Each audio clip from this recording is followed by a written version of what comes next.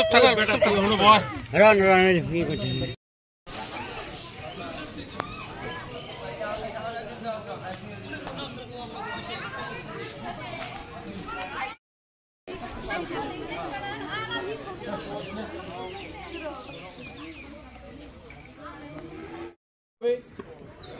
নমস্কাৰ মোৰ নাম বাবুল আক্তাৰ মই বঙাইগাঁও জিলাৰ চিৰিজন গ্ৰাম শিক্ষাখণ্ডৰ অন্তৰ্গত পিৰাদৰা হাইস্কুলত কৰ্মৰত এজন শিক্ষক যোৱা ৩-৪ দিন ধৰি আমাৰ অত্যাধিক গৰমৰ কাৰণে আমাৰ বিদ্যালয়ৰ কিছুমান ল'ৰা ছোৱালী অজ্ঞান হৈ যায় যাক সেন্সলেছ হৈ যায় আৰু পেটৰ বিষ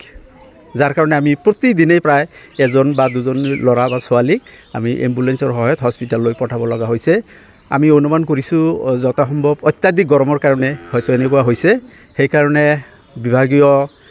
ঊৰ্ধ্বতম কৰ্তৃপক্ষ তথা অসম চৰকাৰৰ মই অনুৰোধ জনাম যে ছাত্ৰ ছাত্ৰীৰ পাঠদানৰ সময়সূচী অলপ আগবঢ়াই দিলে হয়তো এই সমস্যাটো আঁতৰ হ'ব। মই শাহজাহান আলী পিৰাদৰা হাইস্কুলৰ বিজ্ঞান শিক্ষক আজি পঞ্চম পিৰিয়ডত নৱমমান শ্ৰেণীৰ এজনী ছাত্ৰী নাম আমিনা খাতুন অত্যাধিক গৰমৰ কাৰণে সেন্সলেছ হৈ যায় লগে লগে এম্বুলেন্স কল কৰা হয় আৰু অভয়পুৰী চিকিৎসালয় পঠোৱা হৈছে এনেদৰে প্ৰতিদিনে অতিমাত্ৰা গৰমৰ কাৰণে ছাত্ৰ ছাত্ৰীৰ শিক্ষাৰ ক্ষেত্ৰত বহুত অসুবিধাৰ সৃষ্টি হৈছে